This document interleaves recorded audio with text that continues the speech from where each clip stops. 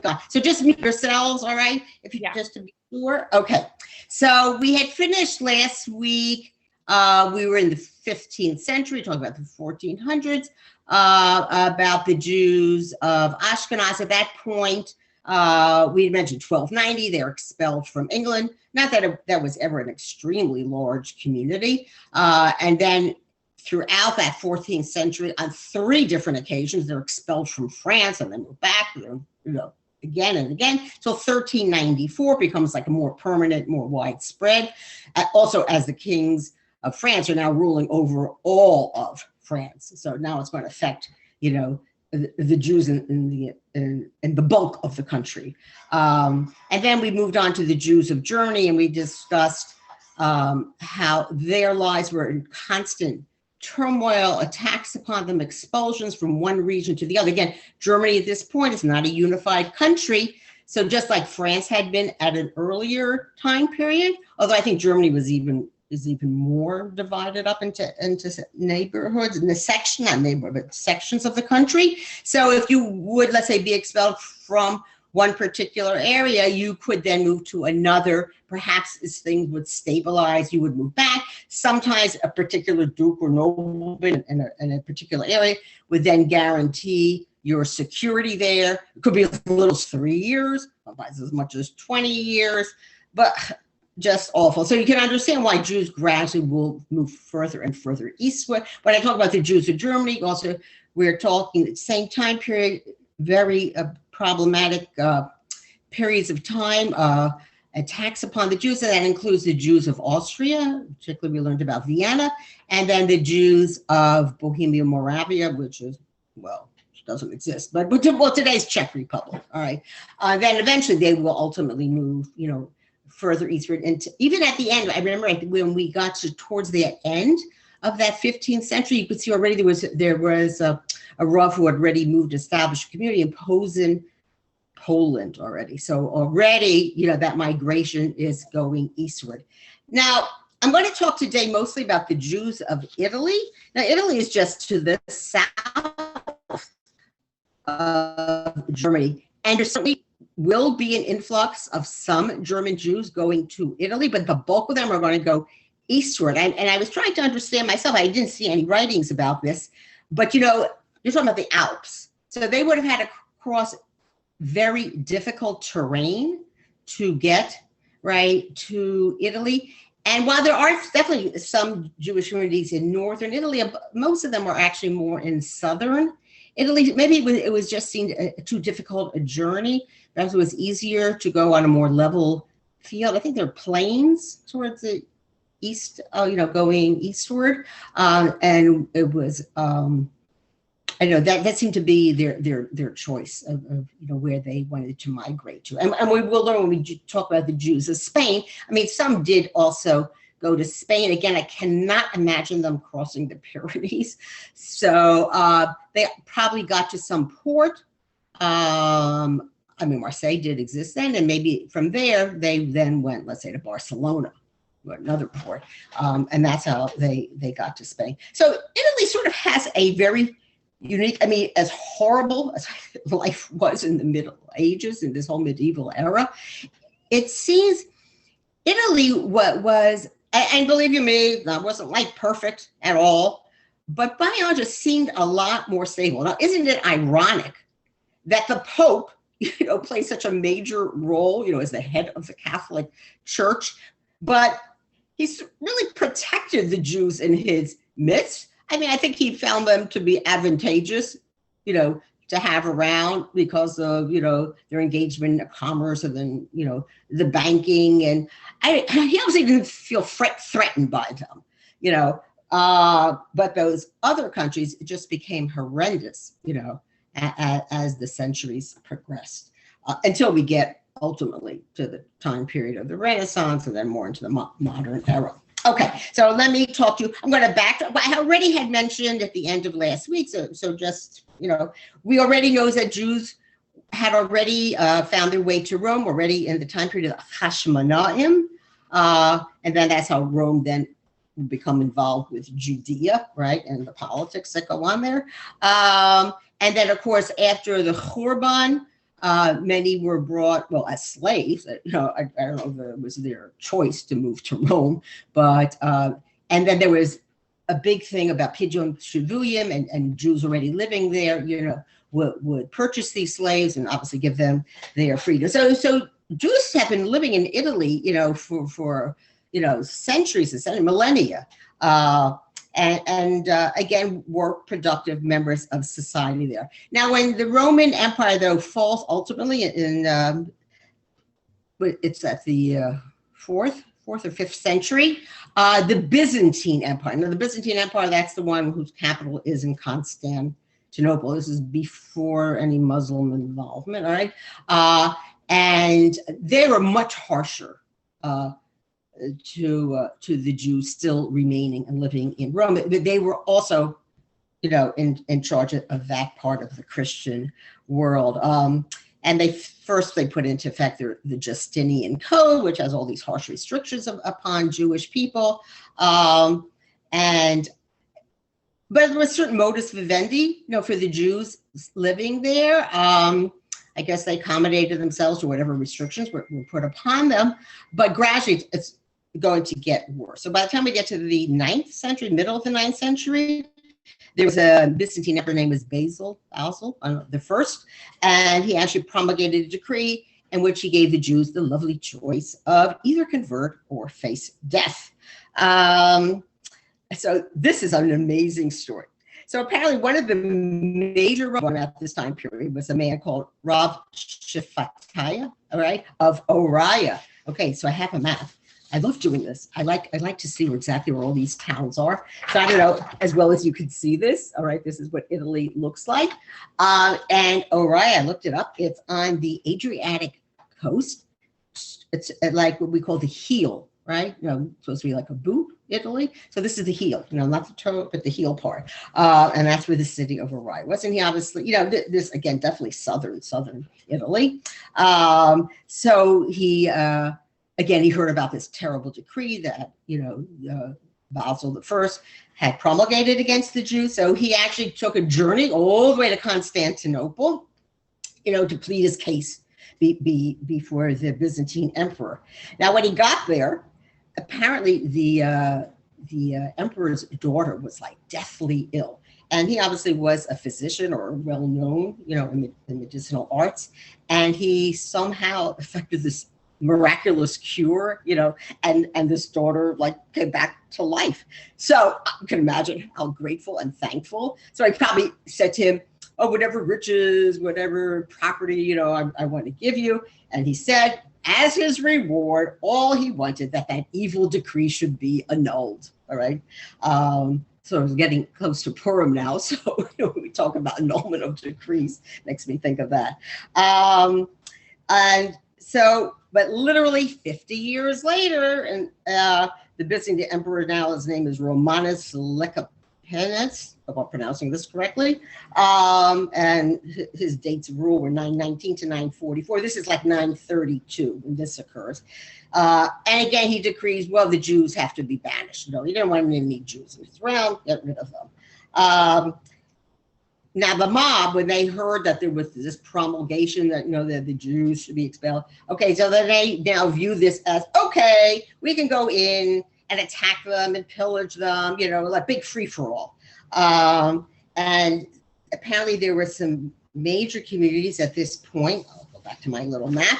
And it says that the communities of Bari and Otranto were, okay, and they are also, so Otranto is actually at the very sort of tip of that heel, and Bari is a little further north. It's not in the heel itself, but a little further north, again, on that Adriatic coast. And they were, as they said, they basically were destroyed at that point. So I guess the Jews at this point in Italy appealed to Hasdai ibn Shaprut, who had a very major position in the Spanish government. We were still Muslim at that point. And he interceded. Apparently, when there was a co-emperor at that time, together with that Romanus. His name was Constantine VII, and he appealed to him, to revoke this edict. But unfortunately, a lot of many Jews were killed and the communities, were destroyed. It says that a lot of the Jews, so originally I'm telling you that the bulk of the Jews initially are living in southern Italy, all right? Now they're going to go to northern Italy. They're going to start migrating. Still, there will still be a strong presence in the south, but more and more Jews will now move to the north. And let me see.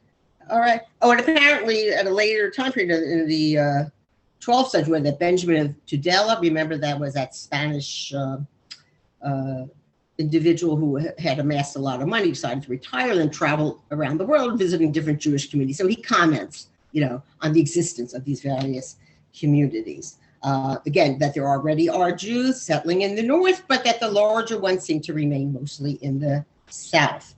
Now I'm going to turn just for a little bit to Sicily, okay? And Sicily is way there at the bottom, near the toe, okay? It's an island, all right? That's where the mafia comes from. Okay. So at around this, already in the mid-8th century, there were Muslim rulers already in what was then called Kairouan. Like its ancient name is Carthage. We're talking about Tunisia. So originally, like in the time of the Phoenicians, that's Carthage. At a later time period in Muslim conquest, it's called Kairouan. That's with a K. And they will rule there actually to the mid-11th century.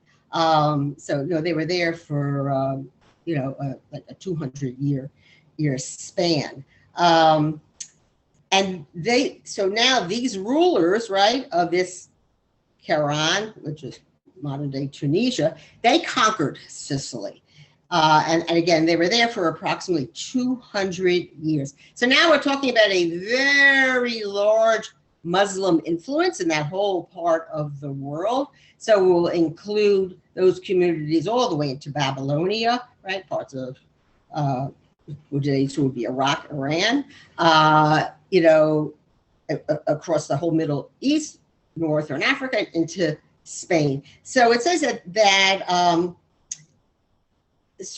the Italian Jews are also going to be influenced because you can see the close proximity to Sicily. So they're also going to be, and they have now been conquered, and they're all under this Muslim rule. So they will. We're talking about the Jewish communities here and their various rabbanim. So there was an influence there from both the east, right, like around Baghdad, where there's still like remnants, from that Gaonic period, going all the way to Spain and the Spanish Jewish influence, upon them. But just like, particularly, I would say this, of course, has to do with the Spanish Jewish influence. So not just, obviously, did not just study Judaica, right? And the Talmud, of course, is now prevalent and everyone knows about it. But they're also now going to study the sciences and philosophy. So they're going to have a little more worldly, right, look on life. And they also studied astronomy. Remember, even in those Ashkenazi communities, while they certainly frowned, and then about the huge dispute in the Jews of Provence, about the study of the Rambam's works and whether it's permissible to study philosophy. But they all seem to be in agreement that it's okay to study medicine and astronomy because I guess they could see that there were benefits to it in the enhancement of one's Judaic knowledge. Besides, obviously medicine is just good for all of mankind, but that through the study, perhaps of anatomy, whatever, you would just come to understand and greater appreciation of what's written in the Torah and then obviously written also in the Talmud. Now, but after I told you, so they're there for 200 years, there's this Muslim rule, but then the Normans in the year 1061 conquered Sicily. And so they're going to have now it's interesting. I remember I say 1061 the Normans. Remember 1066 was the Norman conquest of England. So kind of just that's all in mind, and that's why at a later point there's going to be this big friction between France and England over certain territories. All right, I'm talking about French territories that the English kings are going to lay claim to. But the Normans, they were very interested in culture. The Normans are from Normandy. Okay, there is a separate king in Paris. But this is a rival power group. Again, we're talking about the mid 11th century. This is before the French kings will again consolidate their power. So the Normans allowed the Jews who live under their rule to remember that's how the Jews forgot to England, even because they crossed the Channel with the Norman conquest with William the Conqueror.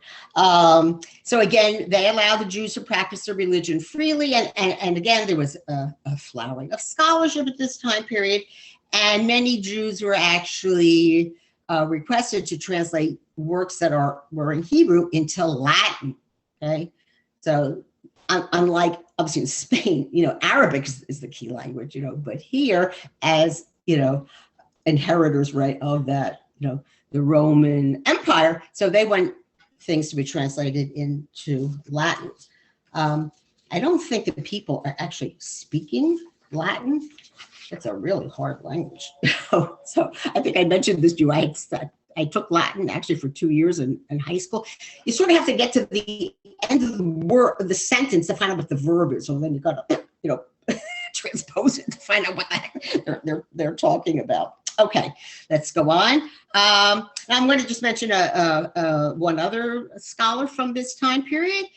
His name is Rabbi Yaakov Anatoli. That's interesting because that we think of Turkey, right? But whatever, that was his last name. And he also moves, I believe he came originally from Spain, and he moves then to Italy again because things seemed to be fairly stable at this time period. And he was actually the son-in-law of that Shmuel ibn Tibbon. I don't remember when we talked about, he comes from Provence, right? The Ibn Tibbons were famous for their translating skills. Remember, they took a lot of works of the Rambam that would have been written in Arabic and translated them into Hebrew. Okay, so he's part of this big family of translators. And he was a proponent of philosophy, coming from Provence, but then the Jews in Provence in particular, plus the Jews of Spain, northern Spain, got into this whole controversy I talked to over the Rambam's works, and then is it permissible or advisable to study philosophy or not? So I think this is probably one of the reasons why he leaves and he comes to Italy. Or he actually settles in Sicily, all right? And at this time period, again, similar to Spanish Jewry, Hebrew poetry flowered. Hebrew poetry, when we think of it from Spain, we're talking about an earlier, somewhat at the same time period, that 11th century, let's say. And just like those Jewish poets of Spain, a lot of the poetry, it's not religious in nature. It's very secular. And apparently, as the centuries went on, it actually became rather bawdy. And they talk later on how some of these Italian poets later on really regretted that they wrote poetry of that nature, writing it, as Jews, and in the Hebrew language. And, some of them have come down to us, but it's not something that, we would study. Okay.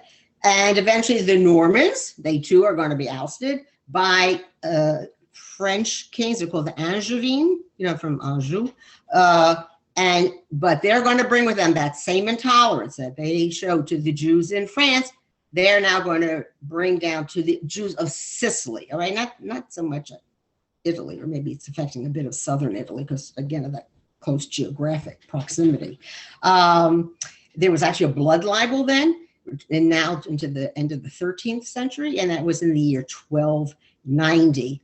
And again, they're given this choice.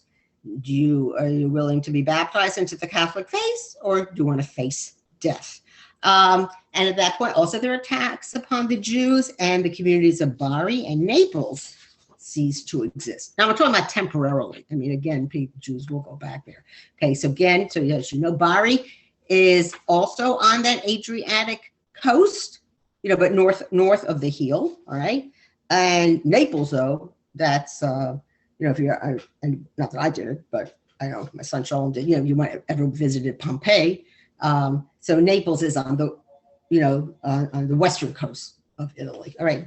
It's south of the city of Rome, all right? So again, these towns will be attacked, depleted of their Jews, but again, at a later point, they will go back and live there. Now I want to talk a little bit about the Jews living in Rome itself. I don't know after it was sacked, if Jews continued to live there, but maybe as the city was rebuilt, so they will eventually, go back and settle in the city. And then, of course, remember, it's going to become the, so to speak, the capital of the Catholic Church, and that's where the Pope is going to reside. So already, now we're talking now, I'm going back and forth because before I started talking more about Sicily, now I'm talking about more of Italy. So we're now talking about the 11th century. This is the era of Rashi. Rashi is, of course, in the north in France.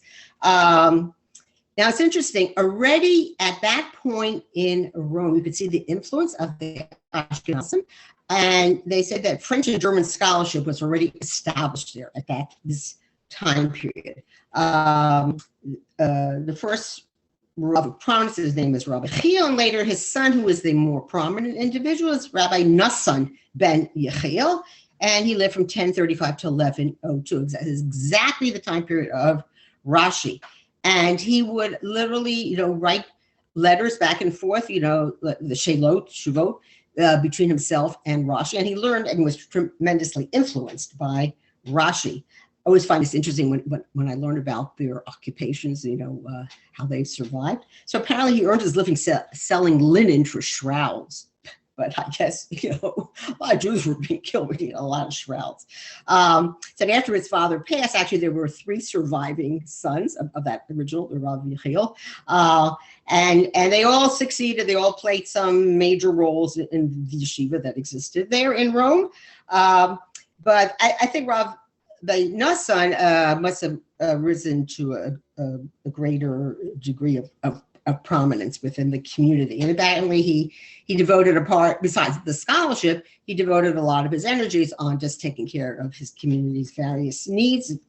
They say in the year 1088, he erected a mikveh for public use. I'm sure there was a mikveh, but he's obviously building a new one, all right, which we have, today, right, in the U.S., don't we, on occasion, we have older mikvaot and maybe older sections, and then they have to build new ones in the nicer areas of town, okay?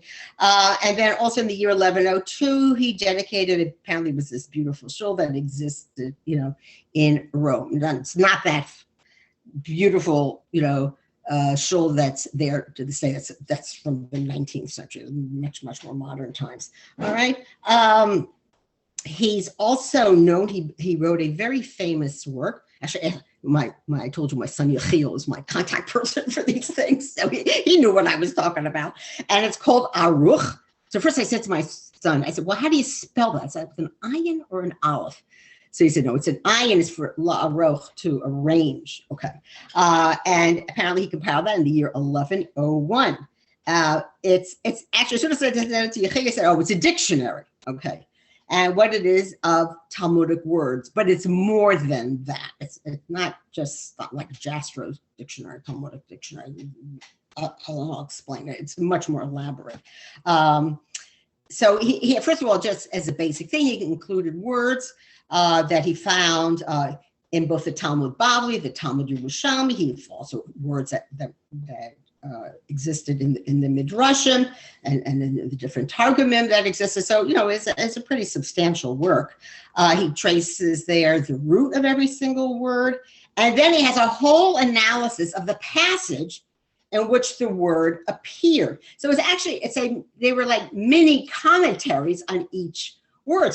So if you would, study it or look into it, you would get a broader Talmudic perspective, and a more of an understanding. Again, by putting something, it's so important to really to put words into their context. Otherwise, you can't totally always understand them if they're just standing alone. So again, it's considered to be actually a Talmudic commentary, but it's what's unique. Remember, I said it's a dictionary. It's arranged alphabetically. A lot of the works that we have discussed, they're arranged topically, right? Or they're in the order, let's say, of the tractates of the Gemara. I mean, this was just taking all these words, must have had a lot of notes, and then arranging them all alphabetically. And apparently this was an accepted work both among Ashkenazim and Sephardim. Their various scholars made good use of it. In addition, apparently he was a worldly person. He was educated in secular studies, including medicine. Again, that seemed very popular. A lot of the prominent Rabbanim that we study, seem to have had a knowledge of medicine. Some of them were actually practiced as physicians. And apparently he was also versed in many different languages. All right. So we're already seeing this very close connect. Obviously, they are probably in communication with some of the great Spanish scholars, but they seem to have a very close connection with those Ashkenazi scholars. Now, this is the time period of the Tosfos, all right? And it was the Tosfos method of analyzing Torah, of the Talmud in particular, trying to explain it, understand it.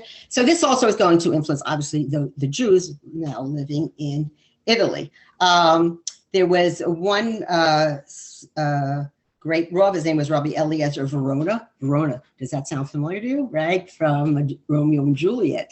Right? That's where Shakespeare's play takes place. And Verona actually is way in the north. Okay, it's right. I don't know if that's the Lombardy region or not, but it's definitely in the northern part of Italy. And apparently we're already talking, I'm into the 13th century even. He was a disciple of that Rabbi Yitzchak of Dampierre. The Ri was considered to be this amazing scholar, of the Tosfos period.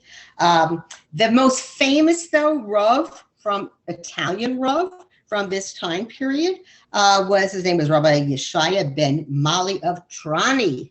And Trani, so again, we're back to the Adriatic coast, and it's north of the city of Bari. All right. And he's known as the Rid, like ratio dollar, okay? And together with that Rabbi Eliezer of Verona, they apparently set up a yeshiva in Verona. All right, so he obviously, even though he originally comes from southern Italy, he's now moving to the north. And there they try to reestablish Talmudic scholarship, to bring it to a higher level. And because apparently for the prior 100 years, it was somewhat dormant. I don't know quite, doesn't really, when I did my research, I didn't know exactly the reason why, what's happening that's so bad in Italy at that time period. But whatever, or their interest lay elsewhere, for whatever reason. Anyway, so they established this yeshiva there. I see. I have it here in my notes. That apparently, for that 100 years, remember I told you they had interest in secular poetry, and they studied philosophy. So they sort of veered off of Jewish scholarship, Talmudic scholarship in particular, for about that 100 years. I'm sure it still existed, but it wasn't a priority among the Italian Jews. All right, but now it's going to come back a bit more to life. Now this Rabbi Yeshaya, remember I told you this is the era of the Tosfos. He himself writes Tosfos. Again, the Tosfos are commentaries by numerous different Rabbanim. It is primarily by the French and German scholars, but you see here, even Italian scholars will make contributions. Now, some of the Tosfos are not necessarily the Tosfos that appear in, let's say, today's Gemara. There are sometimes separate works, that were published, by Rabbanim, around this same time period. And you can find, and they were, as I say, but they're individual works. But I guess their methodology was similar to the Tosfos. That's why they are. It'd be, the Tosfos of so and so. All right. He also wrote apparently a halachic work, and he modeled this on the works of the Rif. That's Rabbi Yitzchak Alfasi, right, who came from Fez and then went to Spain. And again, all arranged according to how the various tractates of the Gemara are. So, I guess it was easier to follow then if you were studying these works. And it's interesting, as I say, there's a lot of give and take now between those Jews living. Now, again, this would make sense. This is northern Italy. So they're in communication with the Tosfos of France and Germany. And, obviously correspondence went back and forth between these various communities. So they're sort of like on the same level.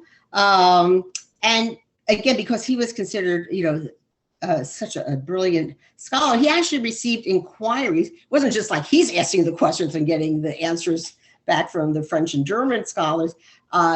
People there also, will send inquiries to him asking how to interpret a particular work, or a passage, let's say, in the Gemara. Okay, apparently he also wrote a commentary to the Torah, and again, it's in that same style of the various Tosfos. And again, the Tosfos are coming after Rashi, so a lot of them you would study, let's say you would study the Gemara, and then you would study what is Rashi's take on what the Gemara is saying, and then the Tosfos will have their comments on what Rashi's interpretation, so it goes full score all around, these various scholars.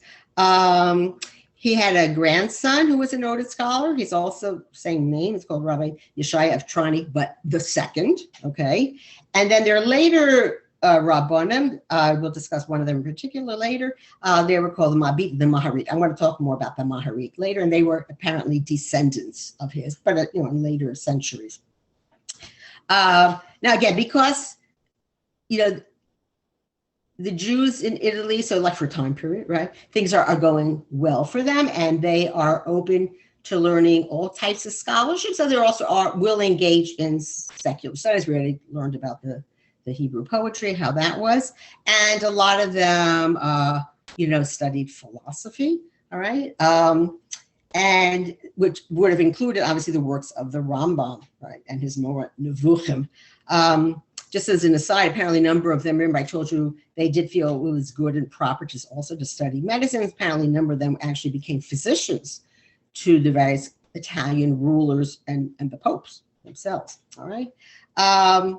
So one of the defenders of the Rambam, this is the time period of that huge controversy that raged for quite a while, it was particularly the Jews of Provence and the Jews of northern Spain, but obviously it's going to spread, its tentacles and will affect some of these Jews in Italy. So, but you see, the Italian Jews, again, they're a bit more worldly. They are definitely more willing to accept the idea that the study of philosophy can be a good, that you don't have to be so afraid of it. And one of the Rambam's greatest defenders at this point was a man called Rabbi Hillel of Verona. So you can see Verona is a good center, a strong center of Jewish scholarship.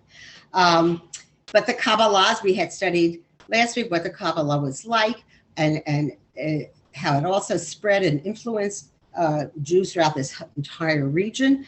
And there were plenty of Kabbalists also in Italy. Apparently it was introduced originally by that Rabbi Shafataya, I mentioned him earlier. And it was interesting. This I found fascinating. So where did they come upon this influence of Kabbalah? We had learned about first it was Spain, and then it spread right to Germany, to Hasidei Ashkenaz. But apparently his chief, source for learning about the Kabbalah was a Rav Aaron ben Shmuel of Baghdad. So that's interesting. Remember I told you, Kabbalah, sort of was around. It didn't come to be written down, till later periods, but I guess it always existed sort of like an undercurrent, as part of, the Jewish way of understanding the world. Let's see, another apparently well-known, I did hear his name, not that I know his work, but there was another Kabbalistic commentary to the Torah is written around this time period. I think that we're now going into the late 13th into the 14th centuries, and it's written by a man called Rabbi Menachem Rekanati. And he apparently was one of the first well-known Italian Kabbalists. And in his works, he would take his mystical learnings and incorporate it. He wrote a Torah commentary, and apparently that commentary was a great influence for Kabbalists who came at later generations. And apparently also wrote a book called Ta'amei HaMitzvot, and he gives again the Kabbalistic reasons for why we do the mitzvot and why some of the prayers, the tefillot we say, what certain Kabbalistic underpinnings to them. And he wrote another work called Piskei Rakanti, and that's a collection of various halachic decisions from prior generations, mostly again of the French and German scholars. So you can see that there's sort of like almost a kaleidoscope of bits and pieces that you're learning. You're not necessarily always just following a particular derech, but you are open. So you're learning from the Tosfos, France and Germany, right? No study of philosophy there at all. But you're also being influenced by those Jews of Provence, by the Jews of Spain, and here, and there's also this Kabbalistic undercurrent, that's running through a lot of the scholarship at this time period. And apparently, obviously being so interested in Kabbalah, so he quotes the Ramban. Remember, not Rambam, it's the Ramban. That's Nachmanides. Okay. And so if you ever look at the Ramban's commentary on Chumash, which is, quite well known, you can find these Kabbalistic underpinnings, in his writings. Okay. Now, so now we can see, obviously, Jews from the Ashkenazic world are some of them gradually, again, things are getting increasingly worse for the Jews. Those communities are expelled from 1394 from France and Germany, or they're also being expelled constantly from region to region. So by the 15th century, again, there's going to be a stronger and stronger Ashkenazi influence as more and more Ashkenazi Jews will move to northern Italy. And again, they bring their Talmudic scholarship, their way of studying it. Again, that would be a Tosfos method, and they're going to bring that with them. There's one man, his name was Rabbi Yehuda Mintz, and he established a large Talmudic academy, it means a yeshiva, in Padua. And Padua, I had to look up till I found it. It wasn't even on this map, so I looked it up. Where's Padua? So thank goodness for Google. And I found it is actually west of the city of Venice. All right. And here I have it, looks like it's south of Milan. So again, it's quite northwestern Italy. Okay. And then there was another scholar from this time period. His name was Rabbi Yaakov Landau. We just know we don't know his complete dates, but he did die in the year 1487. He settled in Naples. I remember we had learned earlier that Naples had been destroyed, but I told you at later times people will go back to these various communities and settle there. All right. It's actually, and he lived in Pavia. Maybe I'm saying it wasn't Pavia, it was Pavia. All right, and that's the city that's again in that northwestern part of Italy. Now, he wrote a famous book, not that I know about it, but again, my son does. It came out in the year 1480, and it's called the Agur. So this one, I think it's with an aleph, okay? He composed in there a lot of halachic material and various customs that he had collected from the whole range of halachic literature until, obviously, into his day. Now I want to talk to you about the Maharik, which I told you is a well-known scholar from Italy. And his name is actually Rabbi Yosef Colon. And his dates are from 1410 to 1480. We're in the 15th century, obviously. And he was in that city, Pavia. All right. He came originally from France. Cologne, right? That sounds French. And he was considered to be the foremost Italian Talmudist, right, of his generation. He was great rabbinic authority, and his halachic decisions not only did Italian Jews, write to him to hear what his opinion was on various matters, but apparently a lot of the German Jewish communities also turned to him for guidance. All right. And apparently in this time, remember, we had learned in the 15th century how terrible it became for the Jews of Germany. So quite a number of them will now move. I don't know if they're crossing the Alps or how they're getting there, but they will come to live in Italy. All right, and there they established, some of them their own communities. I guess that meant their own synagogue, perhaps their own yeshiva. But they did, because Maharik was such a well-respected authority. They did turn to him as being like the key rabbinic, sage, of that day and of those Italian communities. But so it's interesting, so now both Italian Jewry and Ashkenazic Jewry are recognizing this man for his brilliance and that he is a guide to go to for halachic decisions. A lot of his response and his commentaries to the Torah were later compiled and published, and his most famous disciple, we'll learn about him later, is Rabbi Ovadia of Mibartanura. So perhaps some of you have heard of him, and people have made quotations of his. All right, and then later on, obviously with the expulsion of the Jews, right, in 1492 from Spain, Spanish Jews are also going to move to Italy. The most prominent one of them is Don Isaac Abarbanel, but he's an older person. I'm not quite sure how long he actually ended up living in Italy, afterwards. The sad thing about, we'll discuss more about Abarbanel, is that we don't know where he's buried. So, it seems a shame. He's more into the modern era, but somehow there is no record of where he is buried. I happen to love Abarbanel because, I teach it, Malachim, and I just love his comments on the Book of Kings. I think because he lived in an era of monarchy. He lived first in Portugal, then he moves to Spain. And, he was high up, in the court of Ferdinand and Isabella. So I feel he has a very keen knowledge, of what it's like to be a ruthless monarch. So I love what he's doing. So he's doing Navi. So he's talking about the era of the kings in Israel. I think he has great insights into the mind and workings, of kings. All right, let's see, how are we doing time-wise? Okay, well, I'll just begin it, all right, because I see we're moving on. But we're now about to embark studying the Jews of Christian Spain. Now, up until now, mostly we were talking, except we did discuss, obviously, the Ramban, who came from Girona and who is the Rav of Barcelona for so many years.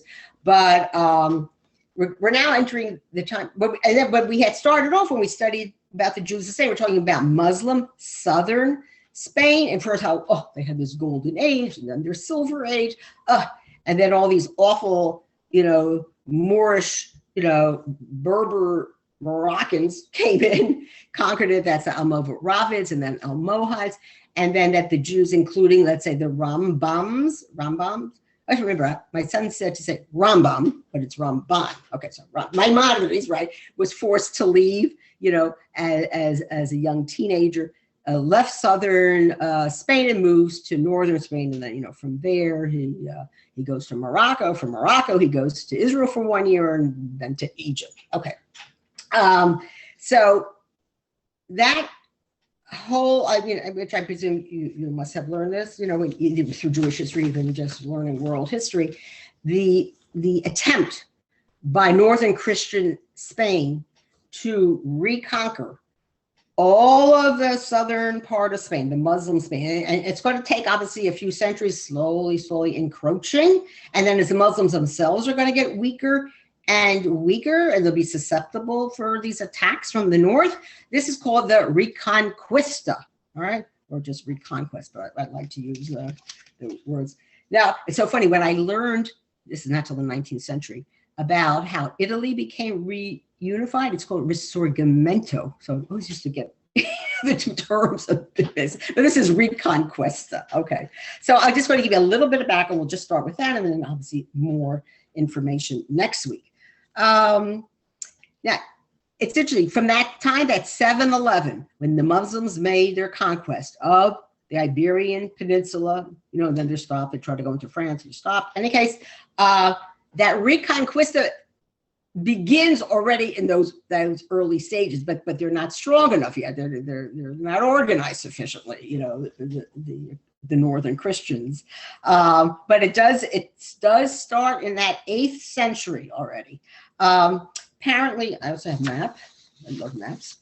I don't know about you. Even if I'm reading a fiction book and it takes place, and so I like to know exactly where the things are. If I'm talking about a river or a mountain range, I want to know where is this place exactly. Okay, so it starts in Leon. All right, that's northwestern Spain. All right. Again, it's also divided into various groups, and they each have, ultimately like their own king. That's the unique thing about Ferdinand and Isabella. When the two of them got married, they solidified the kingdom of Spain into this one huge, very strong, monarchy. Okay, so again, it's going to start. The beginnings are going to be in northwestern Spain in an area called Leon. By the way, even further north of that, so I got this from Shalom. What do you think of the word Galicia? Don't you think of, Poland? But there's apparently the part that's right above Portugal. That part of Spain is called Galicia. Also, I don't know how Poland and Spain end up with having areas with the same name, but they are. So it's going to start again northwestern Spain in Leon. All right, but then that whole area will then gradually fall under Christian control gradually, and then it also ultimately in Castile, right? Even Navarre. So here's Navarre. Navarre, well, that's not shown in the right place. Navarre is actually the part of Provence that's right near the Pyrenees. So that's also under, Spanish rule at this point. And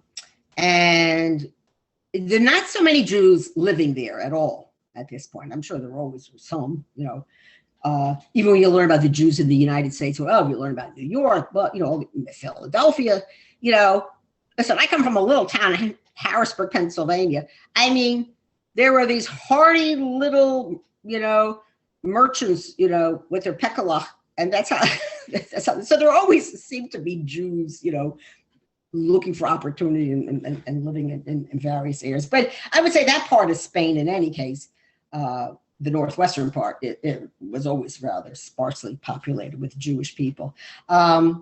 Then also, but Catalonia, now Catalonia is where Barcelona is, all right?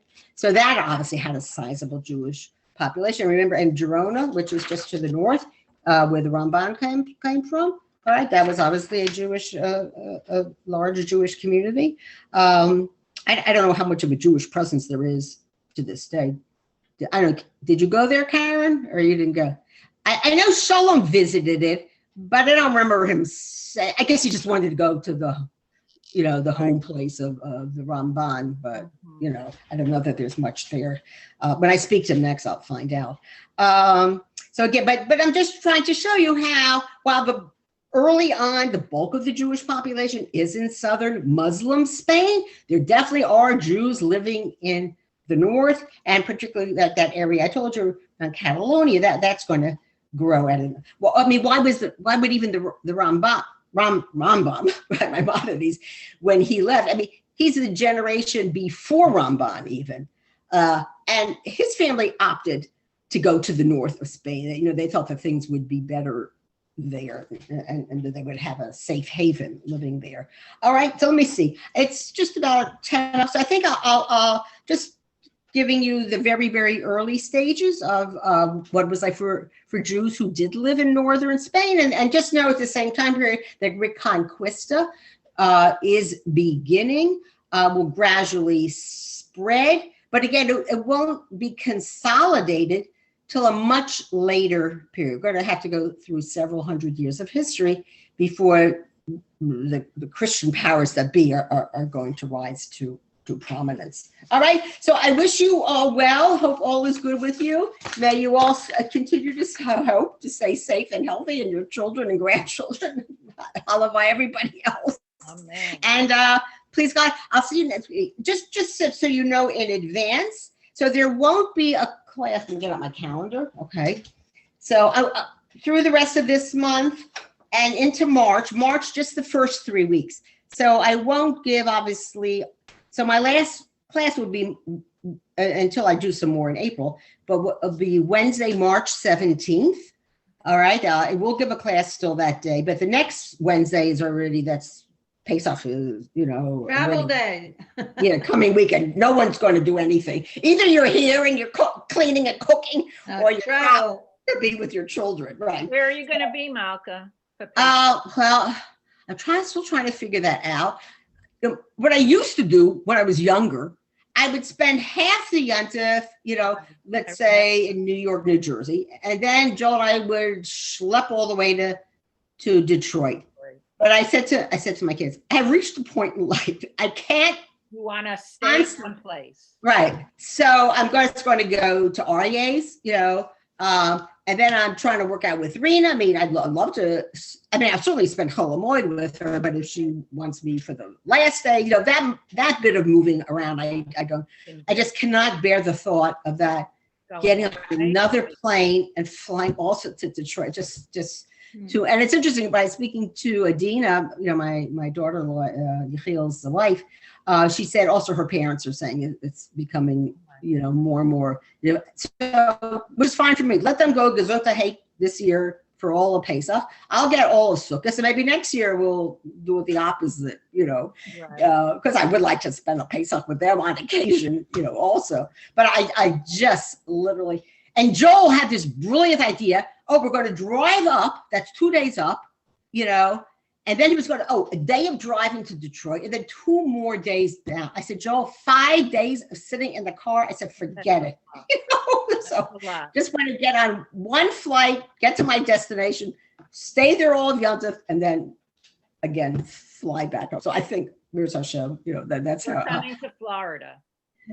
Oh, you are wonderful. Yeah. Well, Rena usually. Family. Yeah, Rena usually loves to come here for Pesach. I feel really horrible about it. But again, I'm getting older. I have a small house. I can't bear the thought of having We're all in the same boat. Yeah. And, some of them have like stronger personalities. Here, 2 girls sometimes fight away. I can't stand it. So I said, if she wanted to get herself another house to stay in, fine. But I can't put up with 7 people for 11. That's what it becomes. It comes 11 days because they come a few days before, and then they pack up, and then it takes me 3 full days to put my house back together. Literally. That's all. That's all. Well, I'm always finding little toy pieces, for weeks after, sometimes even months after. But we're all in the same place, Malka. Yeah. So I think our kids just have to. I remember was talking to my son Yechiel, and I don't even know, but this goes back a while ago, and I said, is it, something was too hard for me to do. He said, well, Ma, you used to do it. I said, yeah, I used to do it. I guess it's hard for them to accept, that we are, and there is a certain waning of one's strength, I just. So you said you're going to have classes through February and the first 3 weeks of March. March, right. And then so not the week right of Pesach, obviously not the week of Pesach itself, and then the week after Pesach, I'll start up. And I'm trying to figure out where to get Shalom in to give his lecture about the Jews of Portugal. Yeah. So that will be, I don't know, that might be coming up before Pesach. I know I have to see what progress I've made, and I'll be in contact with him. So just give us reminders when you're not going to be here. Yeah. Oh, yeah. As I say, don't worry. The next several weeks, I'm still giving it, but when we get into March, I'll remind you. Very good. Again. All right, everybody. Great. Thank you very much. Thank you. Well, take it easy. Thank you. Bye. Thank you. Bye-bye. I would say